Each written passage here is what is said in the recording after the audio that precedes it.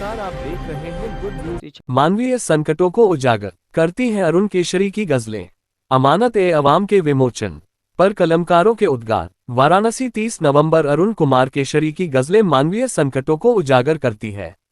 ईमानदार गजलगों की गजलें रूह की आवाज होती है। यह विचार आज सिगरा मालवीय बाग कॉलोनी स्थित सेंटर फॉर सनातन रिसर्च के सभागार में अरुण कुमार केशरी के गजल संग्रह अमानत-ए-अवाम के विमोचन पर विद्वानों ने व्यक्त किए। मुख्य अतिथि अवकाश प्राप्त न्यायाधीश गजलकार चंद्रभाल सुकुमार ने कहा कि यह गजल संग्रह पाठकों के दिलों को छूने और सोचने पर मजबूर करने में सक्षम है। वरिष्ठ पत्रकार और पूर्व कुलपति प्रोफेसर राममोहन पाठक ने कहा कि अरुण केशरी की गजलों में मानवता और दृढ़ संकल्प जैसे शाश्वत मूल्यों की वकालत है।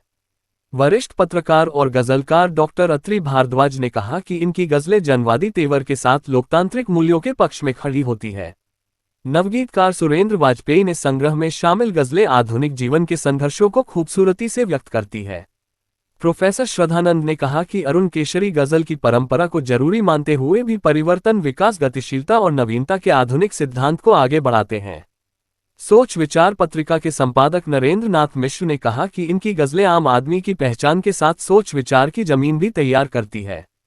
गजलकारों में डॉक्टर नसीमा निशा, आशिक बनारसी, सिद्धनाथ शर्मा आदि ने गजल प्रस्तुत की।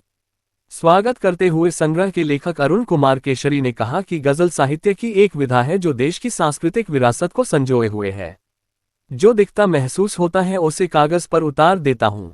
अरुण कुमार केशरी के गजल संग्रह अमानत-ए-अवाम के इस भव्य कार्यक्रम में मुख्य रूप से डॉक्टर माधवी तिवारी, श्रीमती मंजू व्यास, चेतना पांडे, आनंद तिवारी, बाबुल बनारसी, राजेश केसरी, कृष्ण दास केशरी, रामकृष्ण पांडे आदि उपस्थित होकर श्री अरुण केशरी जी को अपनी शुभकामनाएं दी। संचालन सेंट्रल फॉर सनातन रिसर्च के मीडिया प्रभारी श्री विकास बरनवाल ने किया एवं धन्यवाद ज्ञापन कार्यक्रम संयोजक रामकृष्ण पांडे ने किया। इस अवसर पर भारी संख्या में कवि एवं नगर के गणमान्य लोगों की उपस्थिति रहे। जा रही है, कुछ कहेंगे उन लोगों की? देखिए, समय बदल रहा है, बदलाव होना भी जरूरी है, लेकिन पुस्तक को पढ़ने से जो ज्ञान मिलेगा वो प्रभारी centre for Sanatan research. Sir, अमानत-ए-अवाम पुस्तक की लॉन्चिंग है, काफी प्रेरणादायी पुस्तक बताई गई, आपने भी देखा, क्या कहेंगे? अरुण कुमार केसरी जी बड़े लेखक हैं, इनकी सोच बहुत बड़ी है। इनका मैं बहुत पुराना जो है फैन रहा हूँ, कायल हूँ इनकी बातों का, इनकी लेखनी का। आज जो पुस्तक का अनावरण हुआ है, इसमें जो है भारत के कई कोने कोने से। विकास बरनवाल, सनातनी centre for Sanatan and research media प्रभारी, यहाँ पे मैं काम देखता हूँ। पहले तो अरुण भाई साहब के बारे में हम बता दें, आप ये कोई अमानत-ए-अवाम ये केवल एक पुस्तक नहीं है। हमारे आवाम में आज जितनी भी समस्याएं हैं, या राजनीतिक परिदृश्य पे देख लीजिए, धार्मिक दृष्टिकोण से देख लीजिए, जितनी भी समस्याएं आज उपलब्ध है या हो रही हैं, उसका क्या कारण है? उसका एक पुस्तक मात्र निवारण है।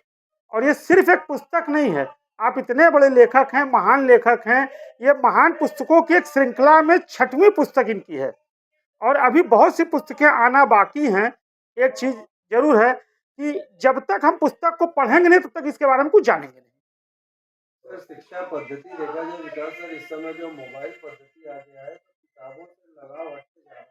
हम लोग किताब पैर से भी छूता था तो माथे लगाते थे। ये सब भावनाएं बच्चों में। कुमार केसरी, अमानत-ए-अवाम का मैं लेखक हूँ। आज पुस्तक का लोकार्पण हुआ है, कहाँ से लोग आए हैं और किस प्रकार का पुस्तक है ये, किस तरह की गजल इसमें संग्रह किया गया है?